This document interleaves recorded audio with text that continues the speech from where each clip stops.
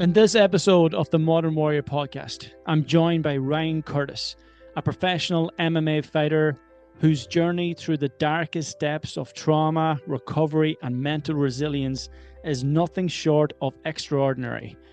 Ryan opens up about his upbringing in inner-city Dublin, the lessons that shaped his fighting spirit, and the tragic training accident that left him with a broken neck and a long, uncertain road to recovery.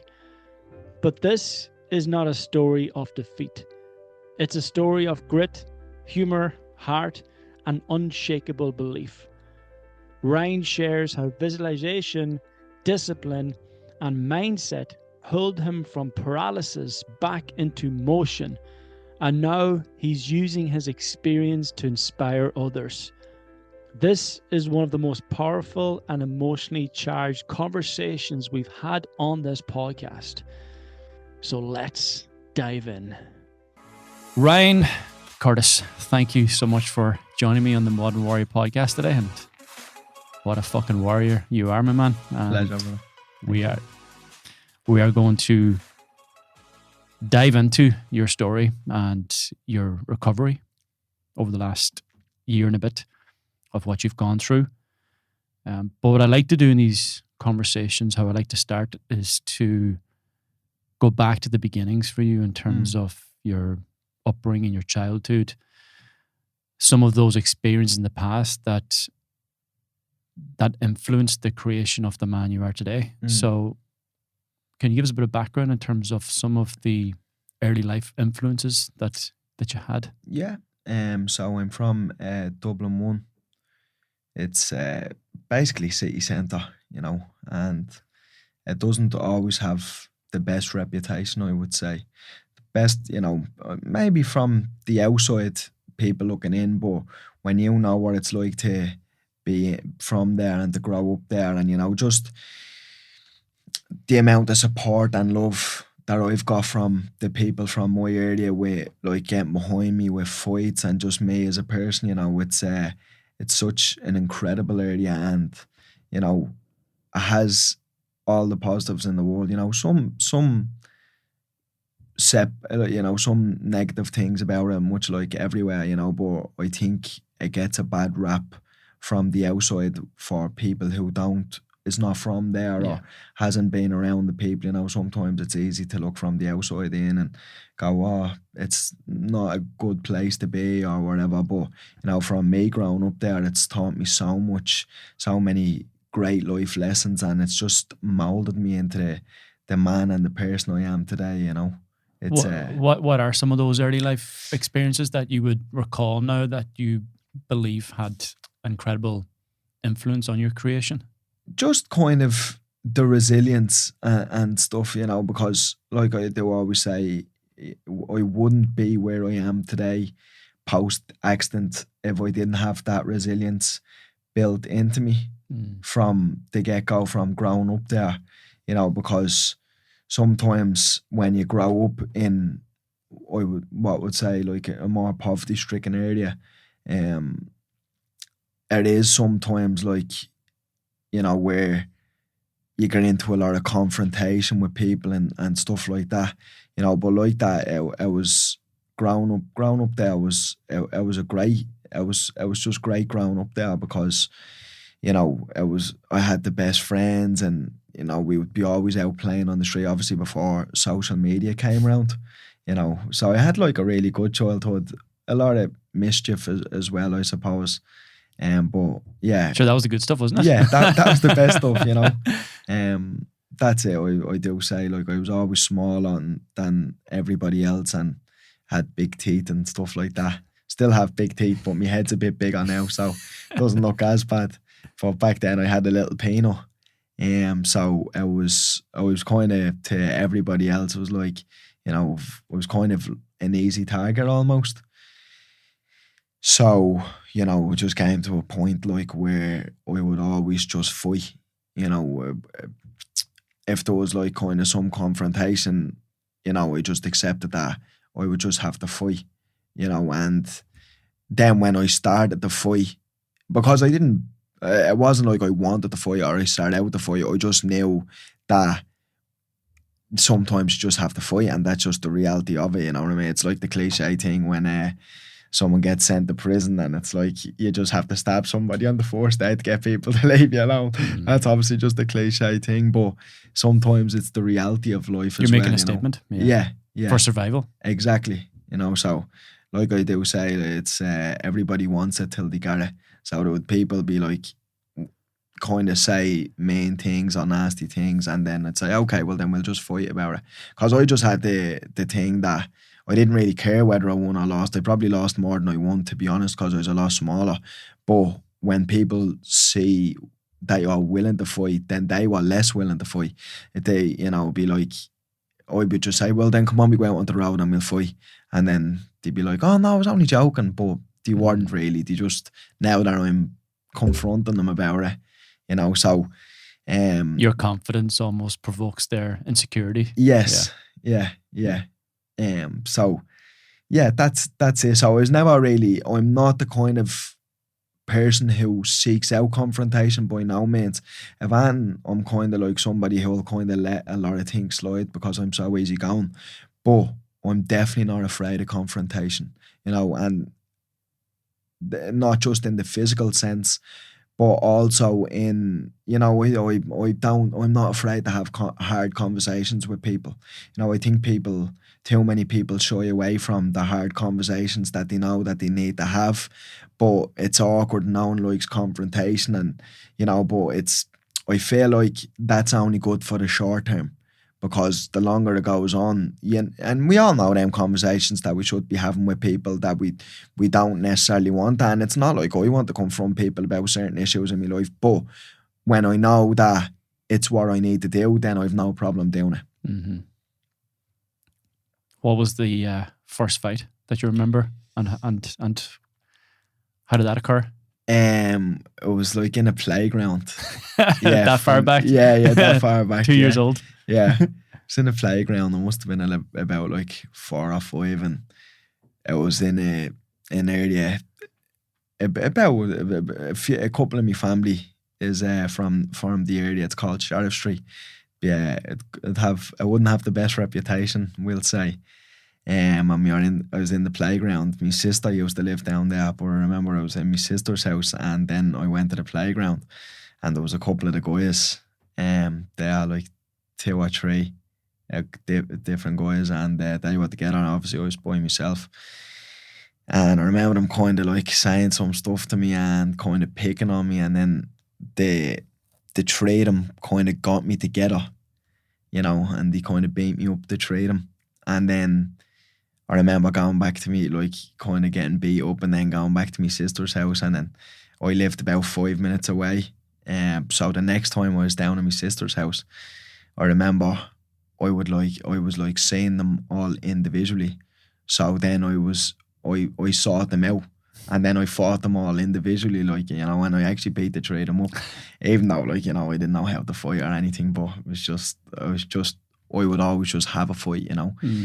So that was that was very early on. And then I actually speak to the 3 of the guys now today. They're actually nice guys, you know.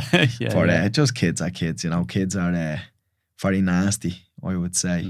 You know, they are, like, you know, but just because I feel like when kids and stuff like that, they don't really think of the consequences or the impact that it has, like, if saying stuff like, you know, like I do say, even the stuff that I've said to my friends as a kid, you know, I like having a joke and a slag, you know, but I'm never malicious. It's always only a joke, or I'd never bully anybody or anything like that. But some of the stuff that I would say as a kid, ruthless, you know, and likewise some of the stuff that has been said to me, you know, but you just don't, I suppose, when you're that young, you don't take feelings into account. It's just because your brain is not even switched on to that. It's only as you mature, you're like, oh shit, like, that's not a nice thing to say, or, you know, somebody has said something mean to you, and you recall how you felt when someone said that. So then, you know, I would never make anybody feel bad or anything like that. I don't like that. I don't like anybody ever belittling anybody or anything like that. It's not nice. Yeah, it's having a choice there as well, in terms of, I mean, that could have happened to me or somebody else in terms of getting beaten up, and it did happen to me and many other people, of course. But then it's a choice of either being too afraid then to confront these individuals, and again being afraid of the potential beating again that you may receive, or else taking matters into your own hands and saying, okay, one by one, I'm going to pick you guys off and I'm going to get my own back. And so did you always know you had that fighting spirit within you, or was this? Did that realization come with more conflict or confrontations? Or I just knew, that I always knew that it was going to be the harder thing at the time, but the easier thing in the long run. And that's not that I ever thought of it at that time, but it's just like a thing of life, isn't it? Too many people don't want to do what's hard in the moment, but, I always say, if you do the hard things in life, you'll have an easy life. And if you do the easy things in life, you'll have a hard life. But obviously I wasn't conscious of that at the time. I just remember just thinking, I'm going to fight now so they don't think I'm an easy target for later on, so. Did you have a role model or role models there just that sort of inspired you to fight or to take action? No, not necessarily. My father, he died of a drug overdose when I was like 2 months old, so I never had a father. I never really had anybody to look up to in that sense until I was like almost a man, when I didn't need people to look up to by then. I could have done a good male role model in my life a lot sooner than I had found them, because I started to find good male role models through MMA and stuff like that when I was, but like that, it was a lot later than when I needed them. You probably needed to become the man in the absence of your father, because who else was going to protect you against these kids in the street? Yeah, you had to do it for yourself. Which again, I just knew I just had to. You just step up, and that's it. Like that, I didn't enjoy fighting. I just knew that it was something that you just need to do sometimes. The world, like even from that age, I guess I realised, which is a nice lesson to learn at that age. But I mean, sometimes you shouldn't have to learn at that age, but it was a nice lesson to learn, like that the world is a nasty place, and sometimes you just have to do what you do you do what you need to do to get by, and that's the reality, Your world was a nasty place as a child, would you say? In terms of like I know you have fond memories, and of course, on the inside, you had a lot of support, a lot of friendships, family, but did every day seem like a fucking battle, like when you go on the street? No, not necessarily, to be honest. No, because it wasn't like, it wasn't like people made me life a misery every single day I left my house. It wasn't quite to that extent. It would be just on occasions people would think that they're gonna have the way with you, and then you would just have to show them, no, that's not the way. But I guess if I didn't step up to the plate at that stage and be the man that I needed to be, even though I was only a boy, then it could have very well developed into me life being hell or a misery. Again, every day. Easier choices, more difficult consequences. Yeah, and exactly. You made the opposite. You took the harder decision, which led to a more peaceful existence. That's, it's like the old saying, isn't it? You'd rather be a warrior in a garden than a gardener in a war. That is the truth for it, because even though I suppose at that stage I didn't quite have the skill set to fight, but I had probably arguably something that was more important, and that was the willingness to fight. Because you can kind of, it's like fight or flight, isn't it? You can kind of run the opposite way, or else you can just turn around and just go, okay, well, I might not win, but we're gonna have it. It's like the buffalo, isn't it? Like all the other animals go away from the storm, and that's actually worst. The buffalo turns and head towards the storm, and the storm passes a lot quicker. Because if you run from the storm's going to continue to follow you. Yeah. But I mean, most people see the storm and go, shit, Yeah, we get the better fuck out of bounce the here. other way. Yeah. You know, where sometimes you have to go, no, that's not Yeah. what you need to do. You need to just turn around and go and confront it. Yeah. And that's a good metaphor for not even always like physical altercations, like it's just like life. Like I said, life is a nasty, you know, it's a beautiful thing, but there's a lot of hardships in life, you know, and I feel like the more you just confront and do the things that you know you should be doing, as opposed to like, oh, you know, I don't really feel like doing this or whatever. We all have stuff that we want to shy away from and that we know we should be doing, but we're not doing it, you know. But it really does just make for a harder life in the sense that, you know, because even comfort, isn't it? Like it's comfort seems great and everything else, but it's not a good thing, really, comfort, because you don't grow when you're comfortable. Of course, stuck there. Yeah. How did you manage to find your way into the fight game then from an early age? I suppose we were in school and one of the guys had been talking about the UFC and I never heard about it before. I would have a big boxing family. You know, I never really got into boxing for whatever reason. I just, at that time, it's funny now, like I'm a boxing fanatic because of combat now. But then I just didn't really like it, you know. I don't know why. It was just not my thing. And then when I seen UFC, obviously the sport is MMA, but I remember seeing the UFC at that time and thinking like, this is crazy, you know. And there was something that drew me to that as opposed to boxing, you know. And yeah, speaking to one of the guys in school, and he was like, I think I know a guy who does it, you know. So I asked him for some information and he was like, okay, well then the two of us will head down.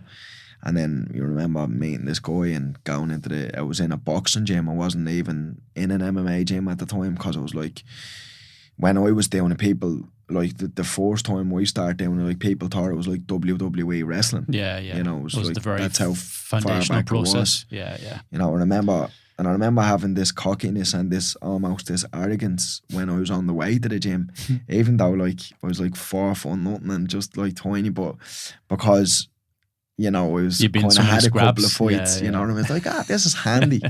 And then just got bashed. Like just my whole life just ruined in one session, you know, and I was like, but like that, you know, I always had that persistence and that, like, you know, even when someone got the bet on me, be like, okay, I'm coming back.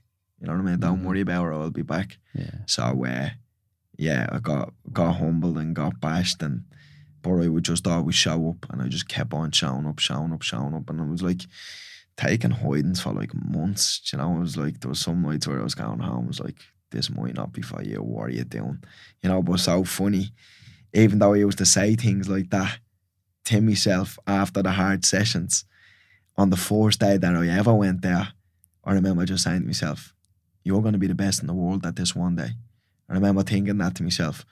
And I always say, you know, fighters and well, I don't know, it's not all fighters, but some fighters have this delusional self-confidence, you know, and I've always had that delusional self-confidence. Even when I was a kid, I remember just thinking, I don't know what I wanted to do in life, but I always just thinking that I was going to do something extraordinary. You know, I always just thought, and this was way before fighting, I always just thought that I never wanted to live just a normal life.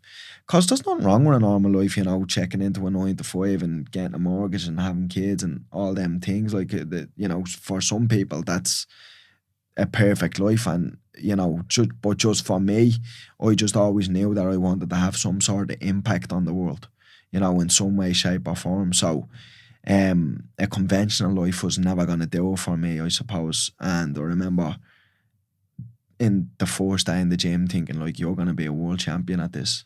And like, again, had no business thinking any of them thoughts, but delusional self-confidence, I suppose. And then when did you realize that you actually had the potential to reach those heights? Was there a certain fight there where you thought, I'm on my fucking way here? Yeah. I guess it was just when that day the first day in the gym that I was telling you that I kind of got handled a little bit as time was going on, and then everybody who handled me with ease in that session, then I was just handling them with ease as time was going on, because what was happening was they would eventually drift off or leave for a little bit, and then they would come back to the gym thinking like, oh sure, you used to bat around the last time, and then they would quickly realise that like my technique had got way better, my time and my distance, everything had got way better, and it's like, oh shit, he's a different animal now than the last time, So well, I suppose as I was having more success, that's when I was like, oh, you can really do this, because I wasn't just having success against people who were there, but like against people who was like way like 4 times me weight, and I was like, oh, that was when I was kind of looking going like, oh, like you can actually really do this, because they, even though they are 3-4 times me weight, they were still really good too. So the fact that like I was able to beat them and they were really good, then I was like, oh yeah, because I was obsessed by it. It wasn't just, it became my whole life at that point. When I wasn't in the gym, I used to be thinking about being in the gym. I used to be watching videos, just so much, I never fought for the fame or the money or anything. I don't know, I just loved it so much. It was just, it's funny with fighting. I say to people, it's such a miserable life in a sense, because you miss out on so much, like, different occasions, and you can't go here, you can't go there, because I used to train 3 times a day for 2 hours and just take up so much of your life. But it's such a great life as well. It's given me so much, in terms of like the kind of person I am, the qualities that I have, the discipline, just everything, it's given me way more than it's taken from me, I really do encourage every mother and father to kind of put their children into some form of combat. It doesn't have to be like trying to make world champions off the bat, just for them to feel and to get the discipline, because it just really, the nicest and most humble people in the world are fighters, the ones that I know anyway, they're the ones able to inflict the most damage on people. But in fact, like that, even with myself, it was when I learned how to actually fight, I never fought.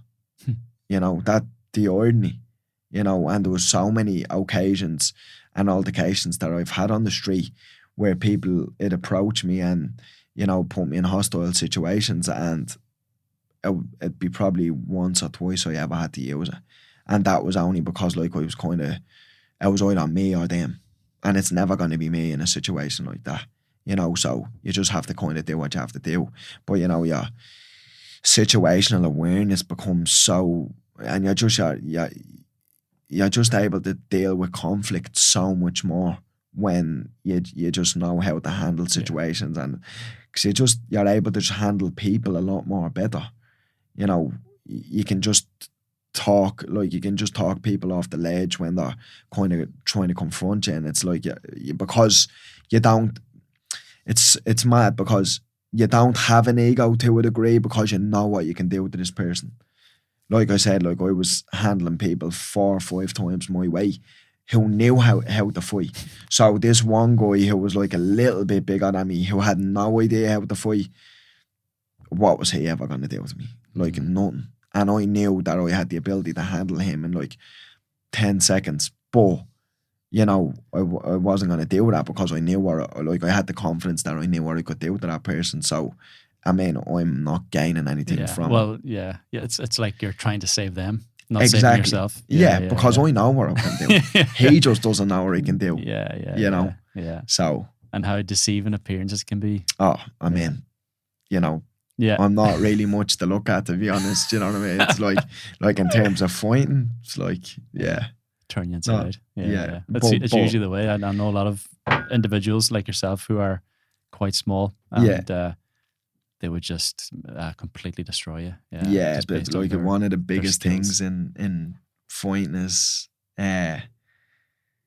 just how it's funny, because they always have this memes on Instagram or Facebook or whatever, and it's like the one that I do always say, it's like this guy Gennady Golovkin, Triple G, and it's like him in a little sweater with a little pair of pants on, and then this guy with like, he was jacked, like muscles bursting out of everywhere, and it's like, what if I told you the guy on the left was actually the better fighter? You know what I mean? It's like, yeah. people just don't, because it's so deceiving. Fighting is so deceiving, and looks can be so deceiving as well. You're just turning their strength against them.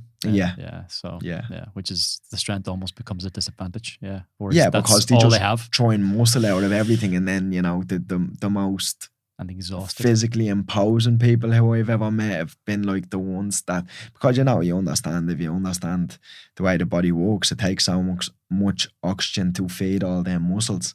So they're usually the ones who've like max 3 punches in them or whatever, and then it's like gassed, big red face, and You've mentioned resilience several times here, which I believe is one of your key characteristics, and that resilience was certainly put to the test after an experience that you had in the gym one day. Can you bring us back to that day and the aftermath?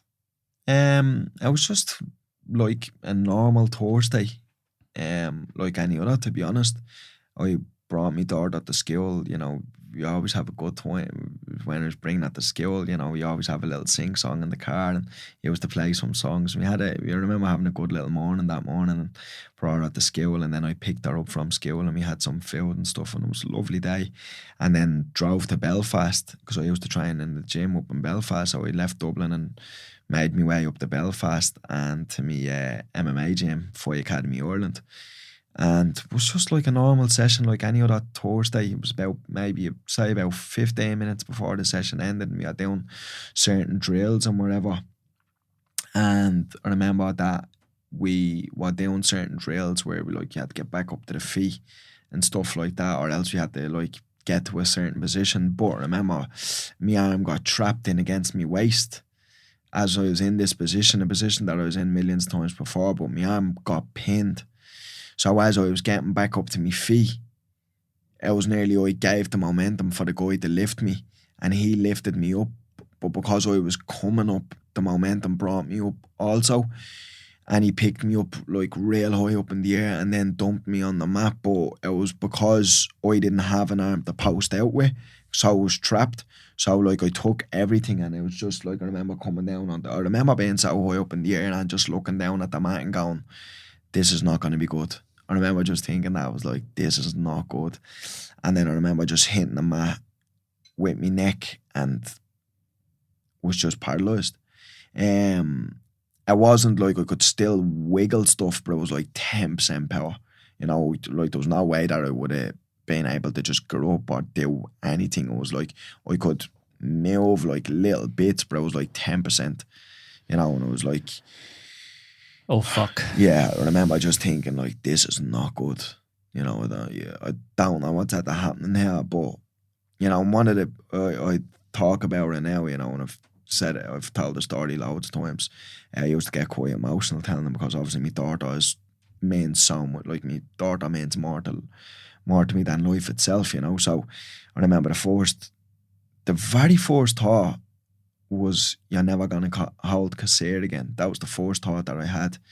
I don't even know why I thought it. I remember just thinking that, and that used to be really heavy for me to tell, but I've kind of dealt with it now, over time.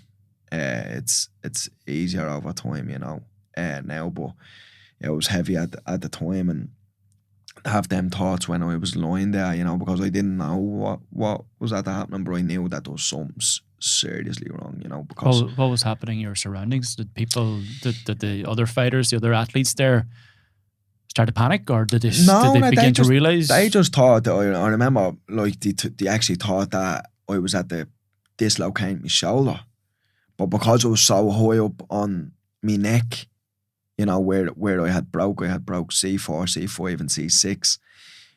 When you get that far up, I'm so fortunate to not have a machine to breathe for me, even now, you know, because when you get that far up, it controls the diaphragm. So I remember being there, and it was like I had got stabbed in the lung or something, because I remember I was screaming for the coach, Pat, but like it was coming out so low. It was like, you know, the coach's name's Pat, and I was like, Pa, Pa, you know, but it was because my breathing was affected because it was so high up on the neck, you know. So they all just thought that I had dislocated my shoulder, and I was like, I remember I could talk, but I couldn't scream, but even talking was difficult. And I remember saying, boys, it's not my shoulder. I don't know what it is, but I know it's not my shoulder. You know, I just knew it was more than that. So the time stop. Sorry? The time stop. Oh, like, the ambulance took 2.5 hours to come. You know, I'm lying there with a broken neck. Like, this was the worst pain that I've ever felt in my life. And I've been in wars, in fights. You know, like, I know for a fact, even since the accident, I know, like, have a really high pain threshold, you know, and this was just like nothing I've ever experienced. You know, it was excruciating pain, like, just everywhere. It was just so, yeah, it was just heavy, like, really painful. Everywhere in your body, or no, like, everywhere. Yeah, everywhere. It just went everywhere. It was so painful. And the ambulance took 2.5 hours to come. And I was like, I remember at one stage, Pat had to leave the room because I just kept on calling him. And he was like, obviously he wasn't saying to me, but he was like, there's nothing that I can actually do, because what could he do? You know? Because I just kept on saying, is the ambulance here? Is the ambulance here? Is the ambulance here?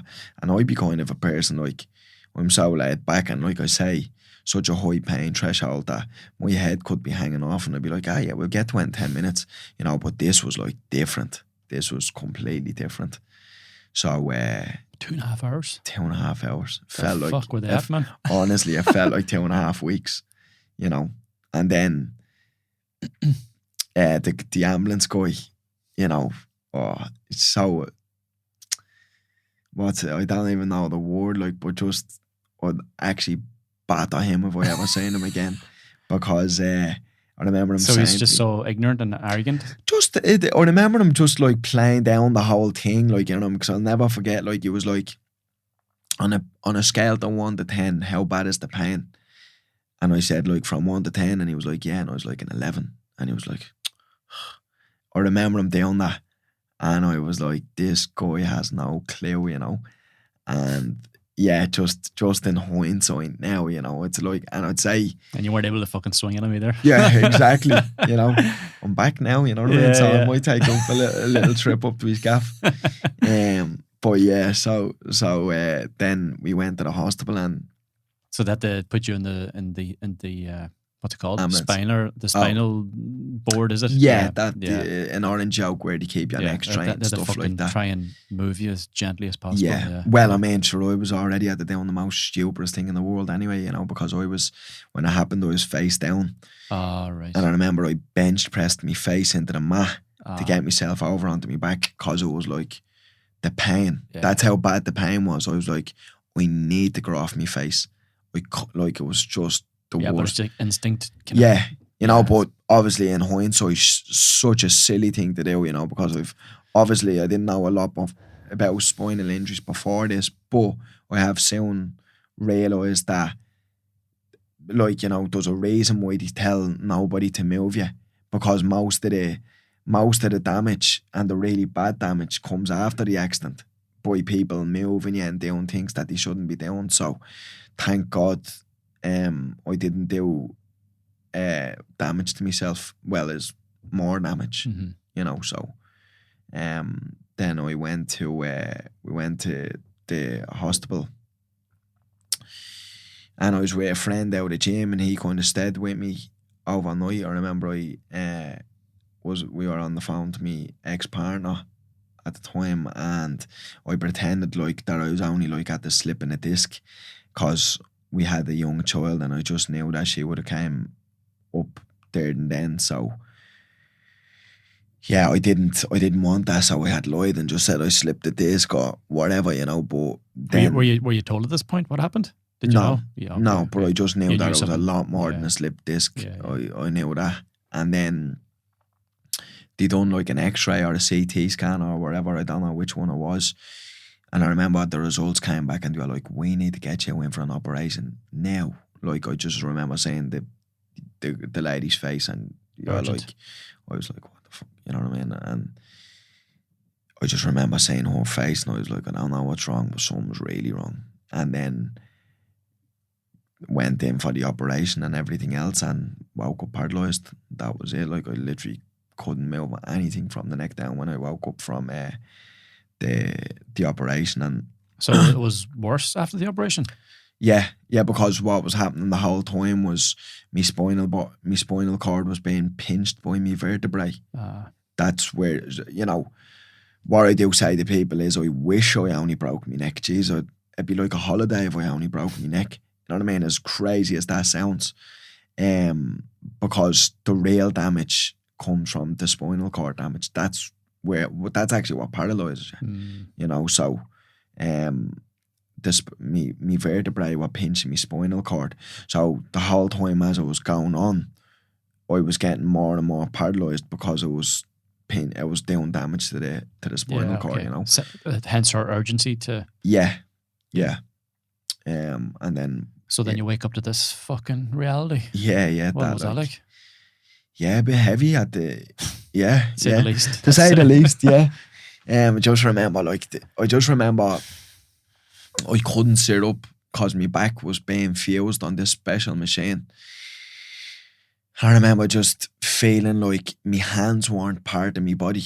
It didn't feel like it was my body, you know, because the nerve pain was so bad that it felt like I was outside the room, you know. You're still in pain here? Yeah. Right. Like, no painkillers, no morphine, or...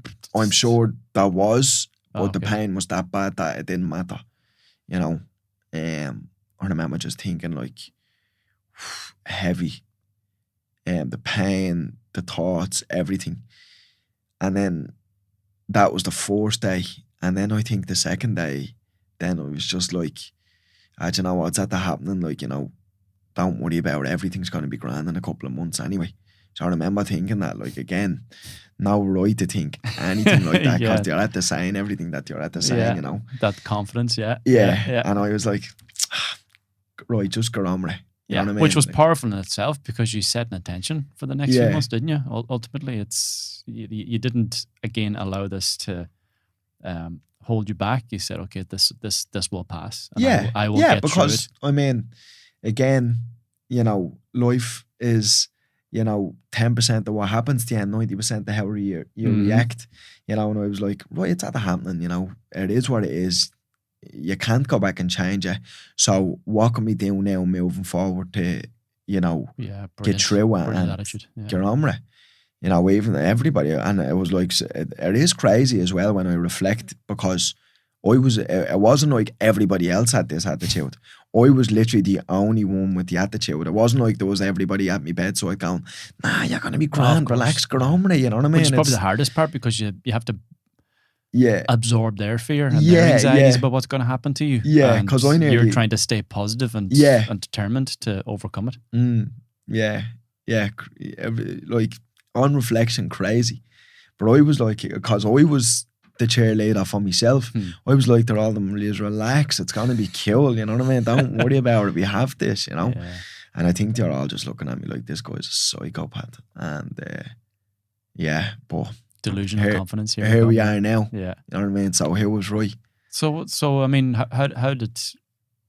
Fuck me, man. It's only been over a year. So, like, what was the first indication that you were on the path to recovery here? I mean, because you're lying there, you can't fucking move a thing. So, is it like what is the process? How did the process unravel? It was like kind of right. So there's two kind of spinal cord injuries. There's complete and there's incomplete. And to be honest, at that time, we didn't know whether it was complete. Because if you're complete, you can kind of have all the mindset you want in the world, but I mean, if there's that much damage to your spinal cord or it's just straight severed, there's nothing going from your brain to your body. So it doesn't mean anything, you know. So we actually at that point didn't know whether it was complete or incomplete. And then it was like 2 weeks or so when I start moving my toes. It was in and around just over a week or touching 2 weeks, and I was able to kind of flick on my toes. Through your own determination, or just you wake up one day and you can wiggle your toes? No. It was like, did you ever see Kill Bill? Yeah. Did you ever see the bit where she's lying on the back of the truck and she's like, wiggle your big toe? That was me from the second day of the accident. Yeah, I remember just looking at it, and then I would close my eyes and visualise me wiggling my toe, and then go back looking at it, and I was doing it for hours and I was doing it for days, and then I would just keep on visualising me wiggling my toe, but also just me walking and me just playing with my daughter again and out walking my dog and just normal day-to-day things. I would visualise a lot. And then obviously there was nothing happening, which is a crazy, undescribable, I can't even tell you how crazy it is to be lying in a bed looking at your body and, you know, telling your legs to move or telling everything to move, and there's just nothing happening. It's bizarre. Even now after being through it, because I'm back moving a good bit now, it's bizarre like that. It's like that was, I couldn't do it at one stage, you know, so I was visualising, and then I remember after about 2 weeks then I was able to flick on my toe, and I remember just thinking like after that was like, I remember shrugging my shoulders to myself. I don't even know who was there at the time. I can't remember, but I remember just seeing my toe flick on. I remember just shrugging my shoulders and going, that's me. I'm back. You know what I mean? I'm back doing whatever I want. I remember thinking that at that point, like, you know what I mean? And, you're able to shrug your shoulder as well? Yeah, just that I kind of could always like a little bit, you know what I mean? Just shrug them, but a tiny bit, shoulders, knees and toes. Yeah. But I remember just wiggling my toe and just going, yeah, we're back here.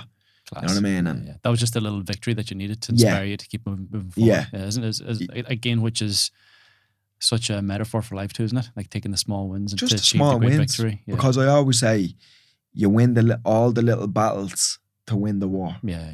You know, and at that point, these were all the little mini battles that I was winning. You know, when it was saying, when I was able to move my big toe, for me, that was the war already won. Because I knew once that once I could, there was a signal actually going from my brain down to it, then that was it. You know what I mean? It didn't matter anything else after that. I knew that I was going to be back walking, you know, or but like, you know, like I was saying, it wasn't even like, it was like a thing when they were telling me about walking, and I was like, you was talking to me about walking, I'm going to be back running. You know what I mean? I don't even care what you're talking about, but that's already done. That's handy. You know, I'm going to be back down running, lifting weights, all them sorts of things. I remember thinking that at the point, and like, just thinking like, you have no idea, you know, because sometimes when people hear me talk like that and whatever, it's like, they nearly think like that I'm arrogant or I'm cocky, and it's nothing like that at all. I've just such belief in myself, because I never let myself down. You know, if like I'm sitting here now, if I tell myself now sitting here that I'm getting up at 4 o'clock in the morning to go on a walk or a run or whatever, I'll do it because I'm at the telling myself that I'm at the doing it. Do you know what I'm saying? And I never let myself down, because I never feel like I want to disrespect myself by not following through on what I'm at the saying. Yeah, so that's massive. You know, trusting yourself to follow through. Yeah. You know, which is because a huge fucking self-esteem builder for 100%. Self-respect, self-esteem, self-confidence. Because I never, like we are talking, going back to the role model thing, I never had a role model, so I always had to rely on my own self. So I just developed such good trust with me and myself, and I never used to disrespect myself by not following through on what I had said that I was going to do. So that's where I got the confidence to say that when I said that I was going to be back doing all these things, that I really meant it because I knew what I was capable of. Do you know what I'm saying? Yeah, I know. Yeah. So, yeah, I remember them just looking at me like I was an idiot when I was saying all these things. And to a degree, statistically, they were correct. You know, I had no business saying anything what I was saying then. What are the statistics when it comes to an injury like this? I don't know the exact statistics, but I'll tell you, I was in a gym in America with like the guts of 35 to 40 people, and I was the only one to be able to do what I was doing. Yeah, the guy said to me, I remember getting like dry needling on a certain part of my body at one stage, and he was like, do you know, I've been here so long, I've never seen somebody be able to deadlift. Never. It's not even a thing. You know, and I was like, really?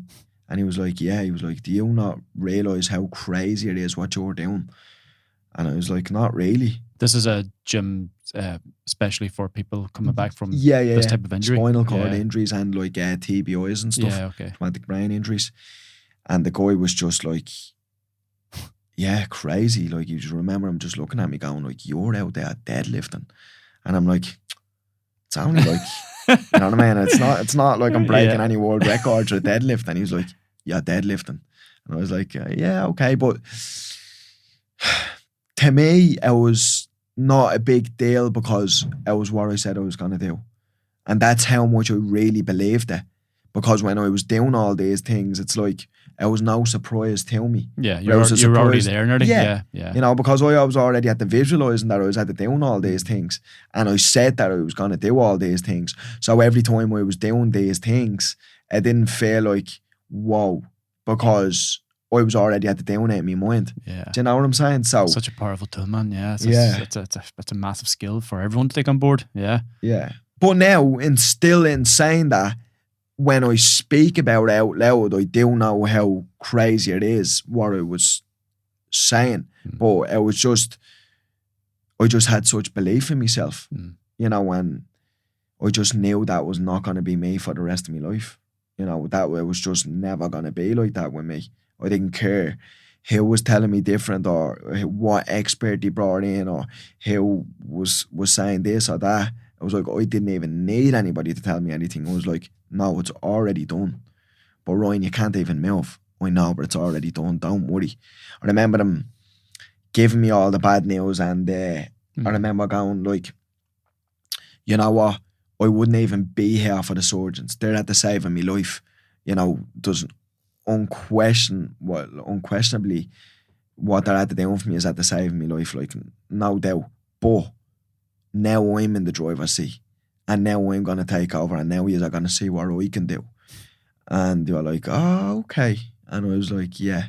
And, you know. Because what was the bad news that they were delivering to you? Just like that. I was going to be like that for the rest of my life. As in, like just in a wheelchair? Or like, you know, the wheelchair would have been, you know, for somebody who this injury happens to, a wheelchair is a luxury, you know, which is a crazy thing to say because obviously it's like it affects your arms. Like I know people who when this happens they can't do anything with the hands. The hands are just little claws. Like they wouldn't be able to they don't have like individual movements in the hand. You know, they couldn't just pick up a pair of things like that. So you know, and then because of that, then the diaphragm you don't have any core strength, so you can't even be in a regular wheelchair when it gets so high because your body's just a floppy mess. So they need a special kind of wheelchair where it's not even a wheelchair, it becomes like a tank almost. It's like this big, heavy kind of, you know, to keep you upright. And yeah. So we had Jack Gavin on here a year or so ago, and he had a similar injury like yourself. He's in a wheelchair, but he's living a very independent life. Again, another huge inspiration. But what you're describing there seems like something similar that he is at the moment. Yeah. So, but again, going back to your own story in terms of coming out of the hospital and then coming back to normal day life, what was the sort of transition there? How did that play out?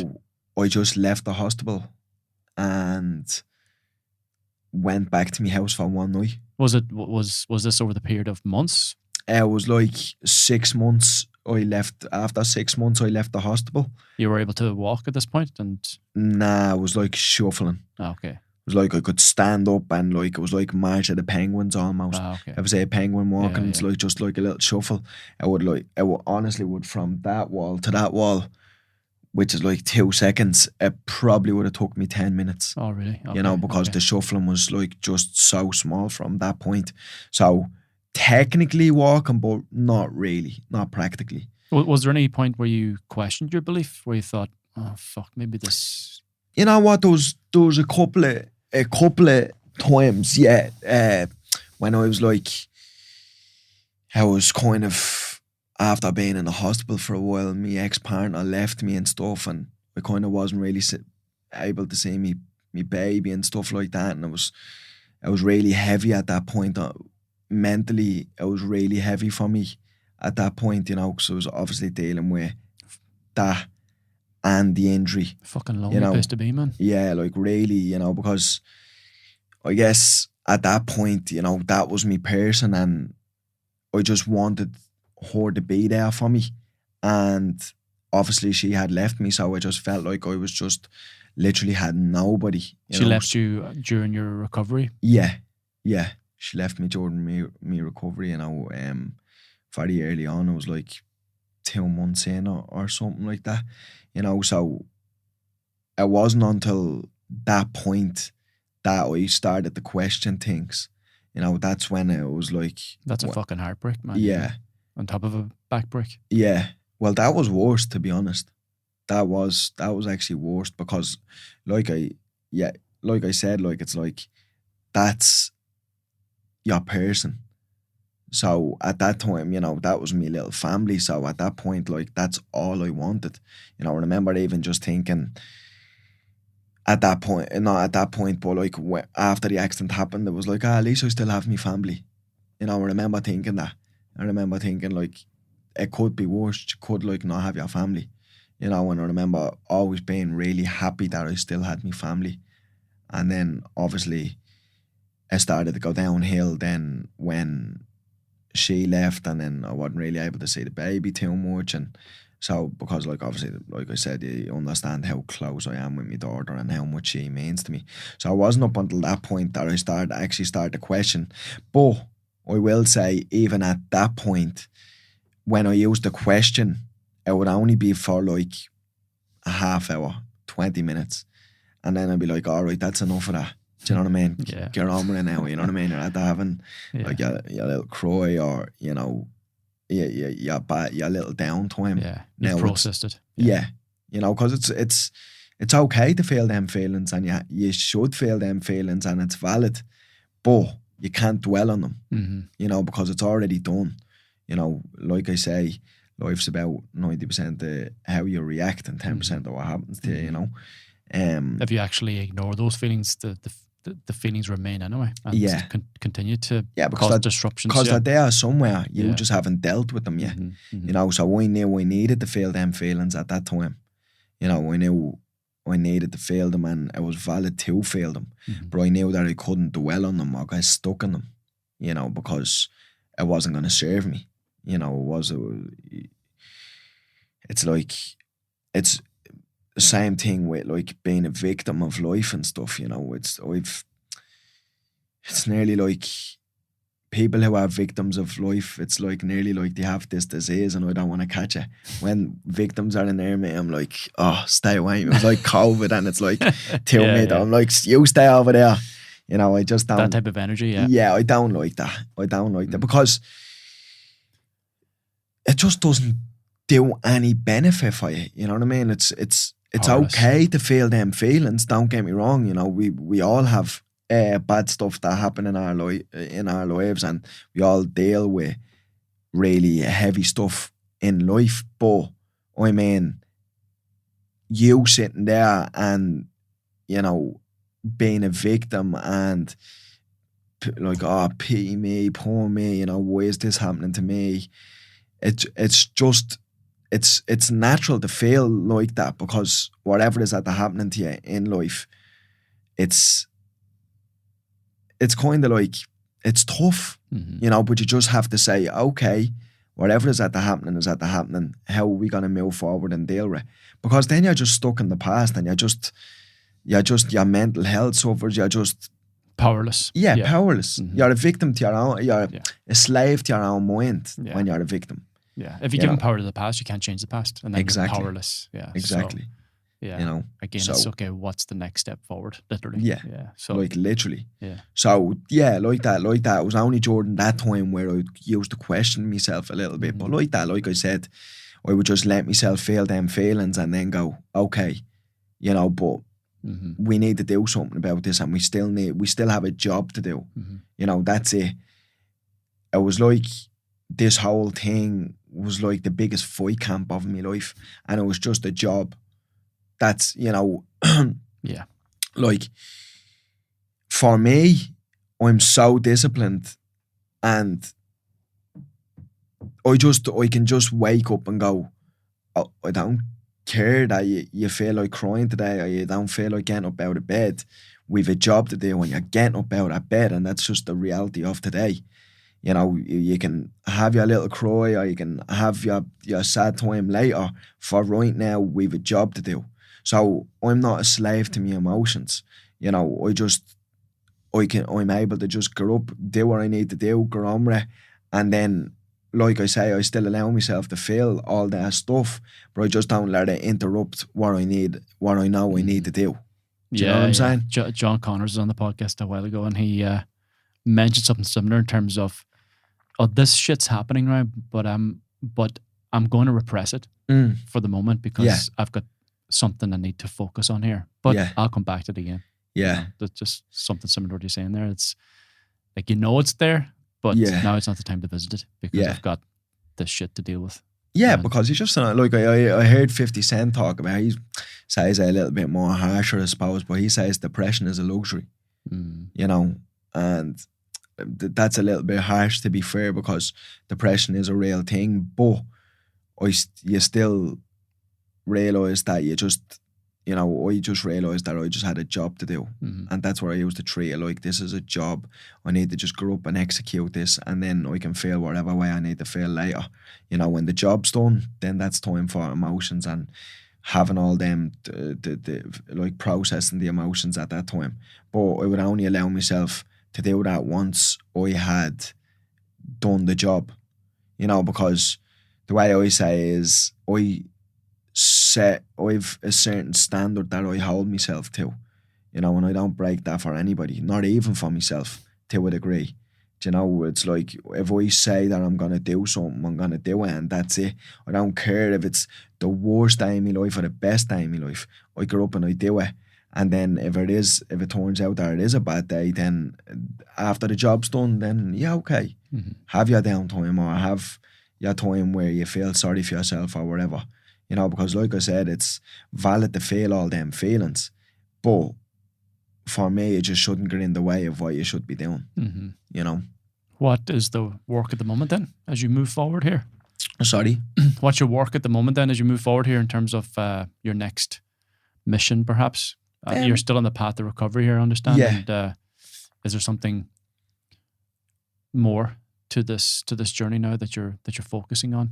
Yeah, for like I said from the get-go, well, not from the get-go because I was so consumed by the recovery at that time, but, you know, since like having really massive success in the recovery and everything else, I just feel like my mission now is just to help other people, you know. What's that look like? Just reframing people's minds and stuff like that, because you have a gift. Yeah, you know, this is not this is not a normal mentality to have.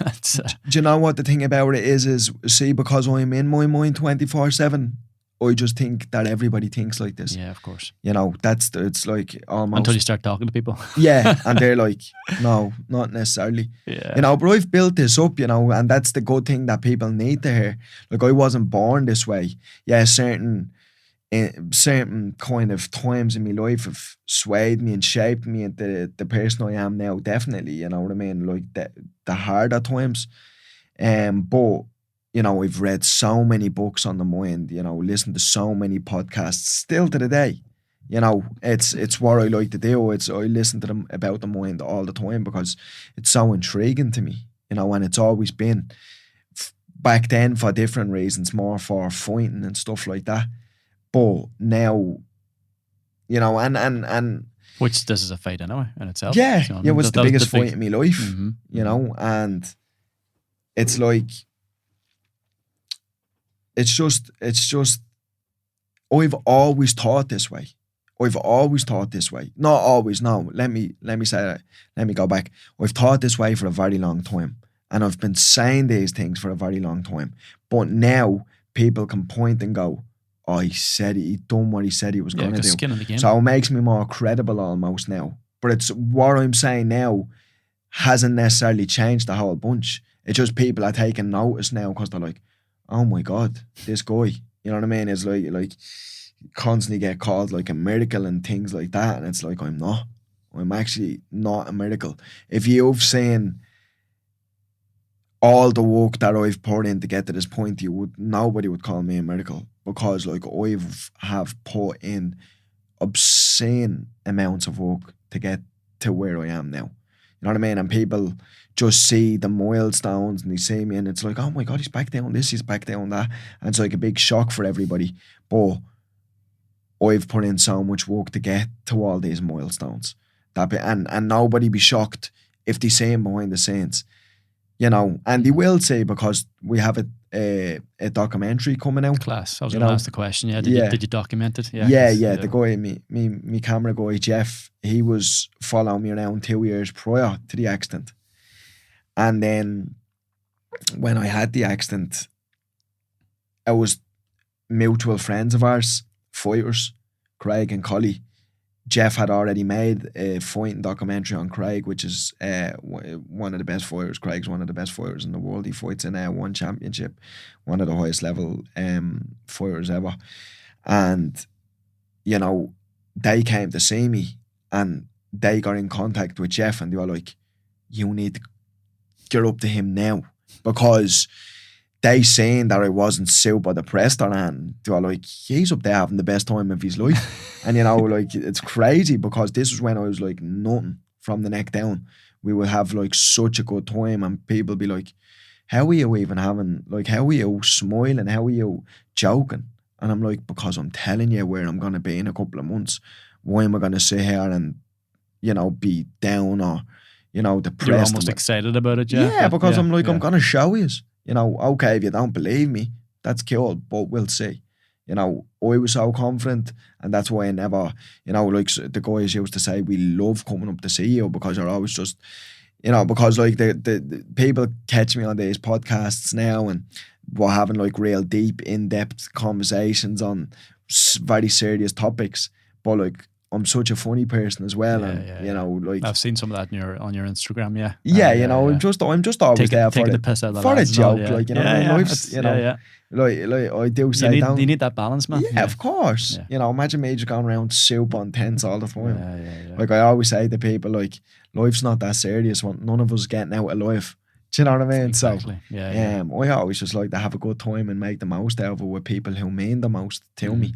You know, so the guys used to love coming up to see me, but they got in touch with Jeff and they were like, you need to go up to him like now because I think Jeff was really apprehensive about it because bear in mind, like it wasn't like I could just pick up my phone and go, and Jeff, bounce up the hospital, you know, I was like late and couldn't do anything. So they told Jeff and then Jeff had come up and he was there from when I couldn't do anything, like, you know what I mean? They were still feeding me at this before this documentary. Yeah, so when's that out? Or is there any information on that? Yeah, it's in the works. We're working with a company in LA now, you know, so it's like we're talking about getting onto the really big platforms. Class, man. Yeah. You know, like the Netflix, the Amazons and stuff like that. So and you're still in the recovery process too, so like it's still being documented. You know, it's not finalized, you know, so at what point do you go, okay, now it's time? Is it when you're... I don't know. I just feel like we'll know when that point has come. I mean, like if you had to do it, if you had to finish, wrap it up now, it'd be still incredible. But, you know, we're still doing everything You're learning how to run at the moment? Yeah. Yeah. Yeah. That's the next I've done chapter. Yeah. I'm doing 2Ks now. We just beat me. So we put up a clip on my Instagram last week, but I just beat me time on Tuesday. You know what I mean? So I was like, I was saying that the first one was 30 minutes. The second one was like 24 minutes, and now we've just done it in 22 minutes, or 21 minutes the other day. It's a fair chunk. So, yeah, it's like, because you understand, like, with minutes when it comes to running, it's a big thing, you know? So, so I'm making, like, huge strides. And still physio and still all that going on too. Yeah. Every day. Is the pain subsided? I never really had a pain, like, apart from, you know, when it was, I would start to subside when I came out of ICU, and I would say about 5 months in, I had no pain. Thank God, like, you know, because still pain is such a huge factor in this injury. It's you know, apparently, like, it's so unbearable. You know, so I thank God I don't have any pain. I haven't had any pain since about 5 months in. But again, that's it. I've done everything by the book. My nutrition, my supplements, you know, the workouts, and how I lived my life before the accident. You know, because that's it. With people and stuff like that, they're always looking for this thing in the gym and whatever. But what I say to people is, that shouldn't be a diet. It's a lifestyle. You know, like, I'm not a robot. Like, I like to eat bad stuff.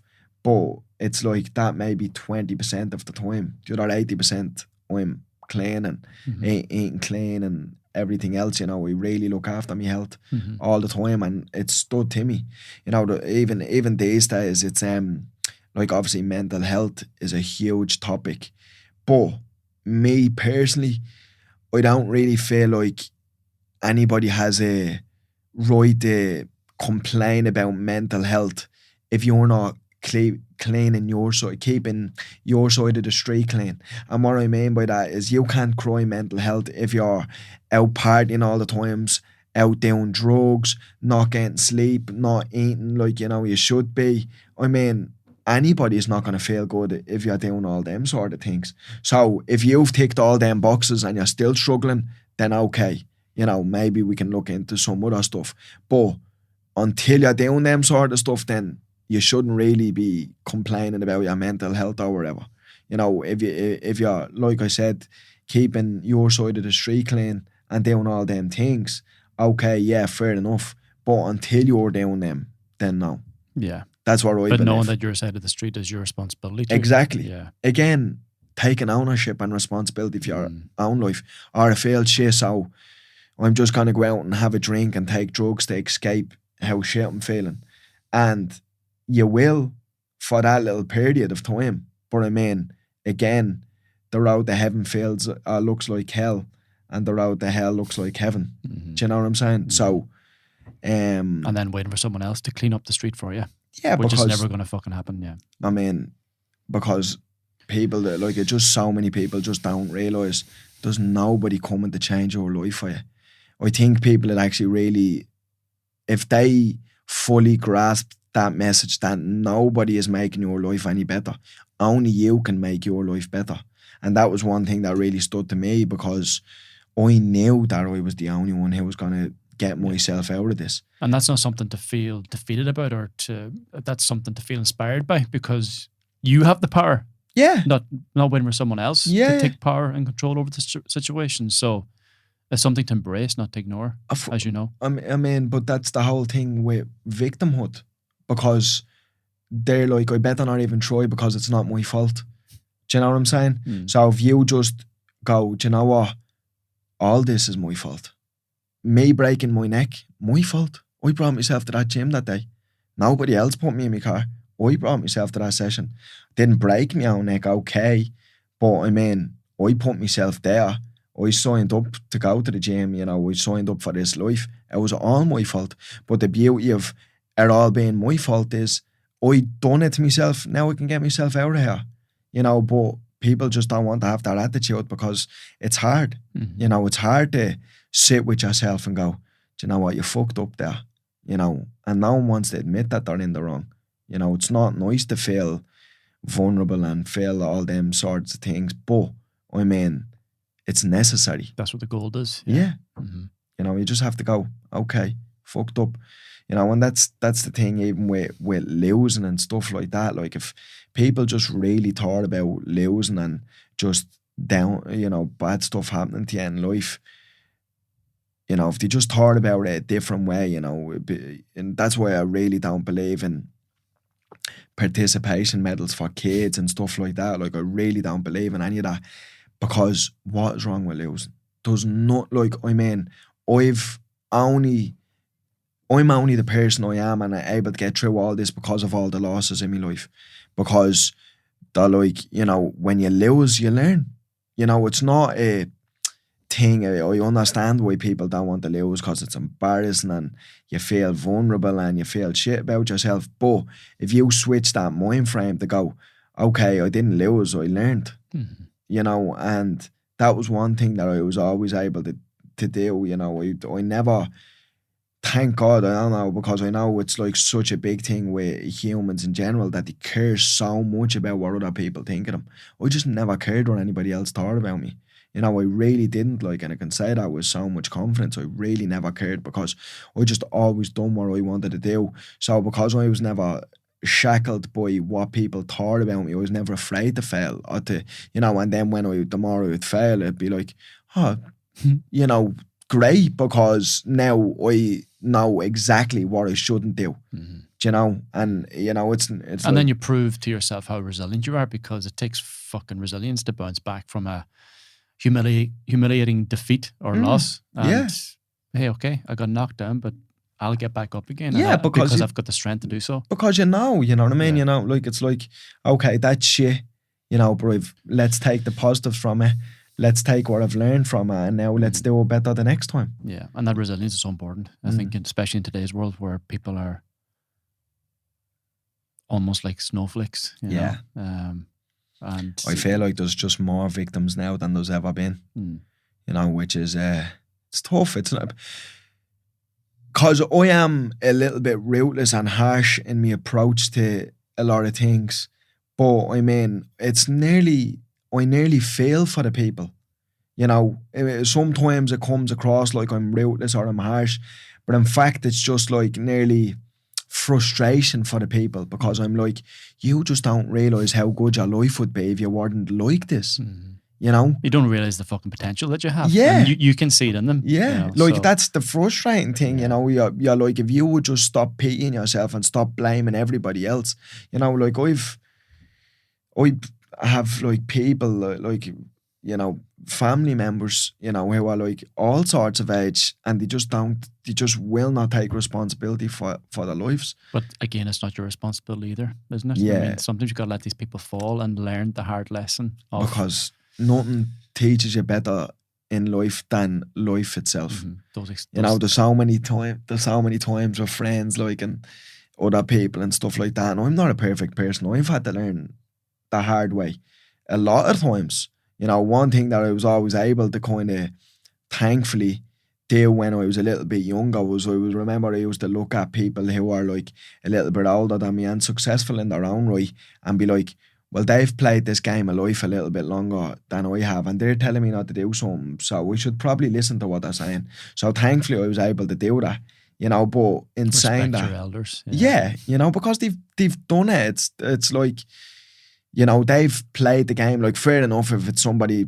not living a good life, or not, I'd be like, okay, well, I'm not listening to you. But some successful people, I'm like, oh, you were actually doing really well in life, and you were telling me that, you know, you messed up and I should do it different. I'm gonna listen to you, you know. But that was because I was able to drop the ego after like me shitty teenage years, you know, when I was like past that little bit of stage and stuff, you know. And I think fighting just beats that out of you, because you just get humbled so much. You know, you know, one day you walk into the gym and you think you're the best thing since sliced bread, and then you just get bashed, and then you're like, oh, yeah, not really. And them days are only, you'd probably get one day where you feel like that every 2 months, and then you just get bashed, and then you just get brought back to reality, you know. So I was humbled so much through fighting, and that was why I believe that I was able to take on the information from people, because I didn't have an ego about it, you know. Yeah. Where like I see so many people like, and it's funny like where you think it only happens in teenagers, like, but it's like it's not, it's grown-ups as well, like some people never grow up. Yeah, you know, so yeah, amazing, man. Amazing fucking story. And I'm excited for what's to come, because I know this is only the start for you.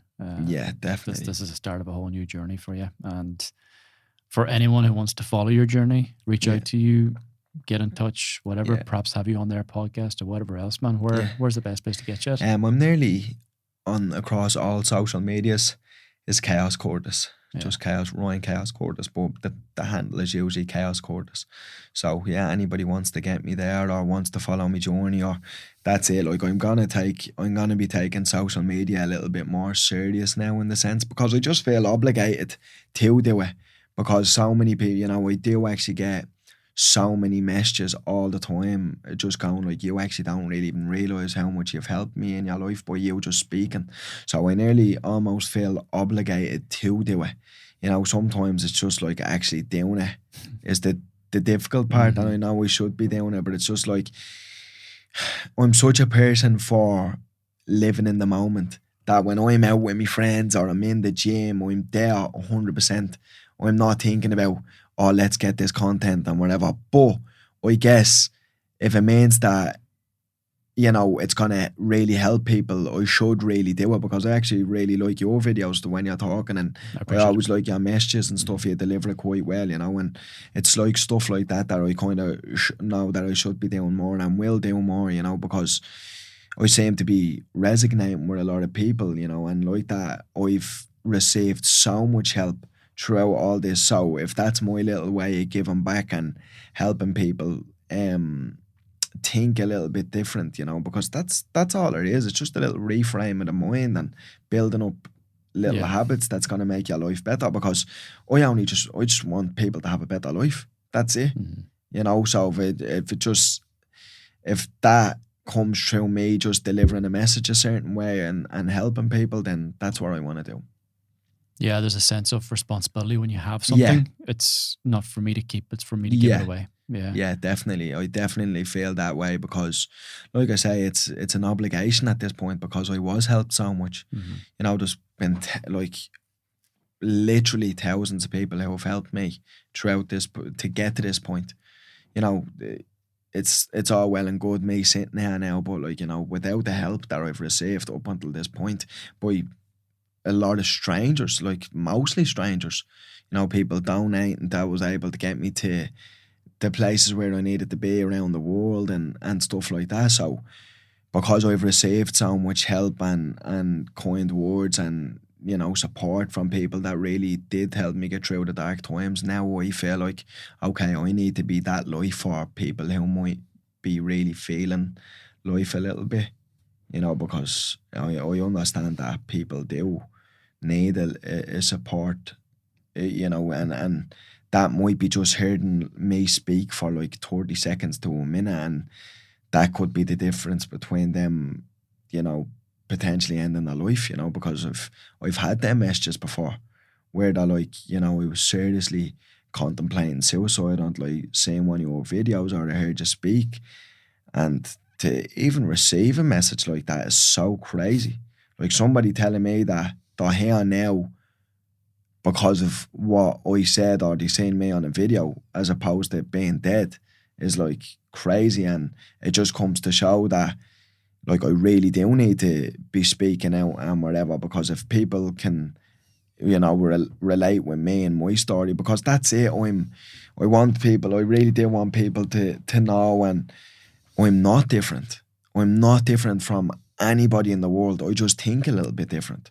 But I mean, everybody can think different. Do you know what I'm saying? It's not like I have this superpower where it's like, you know, I'm doing something like everybody else is not. I've just acquired knowledge and I've had experiences through life, you know, and I'm just able to implement it with discipline, you know. But like that, this can be all learned, and anybody can do it. You know, you just need, it might have to come from somebody like myself, like you know, is kind of at the proving it to people now, you know what I mean? And that's why I was saying like that, right, now I'm more credible, because I've always said all this stuff, but like, it's like, oh no, he's done it. He's actually, that's right what he's saying, because he's had to get through it, you know, so yeah. Ryan, thank you so much, man. Pleasure. I feel fucking inspired here, so I can't imagine what the listeners are feeling. And as I said, very excited for what's to come, because you are going to be a beacon of light for so many people who are suffering in the darkness. So thank you for who you are, and for what you do. And until next time, man. Thank you. It's been an honor. Gentlemen. Thank you, bro.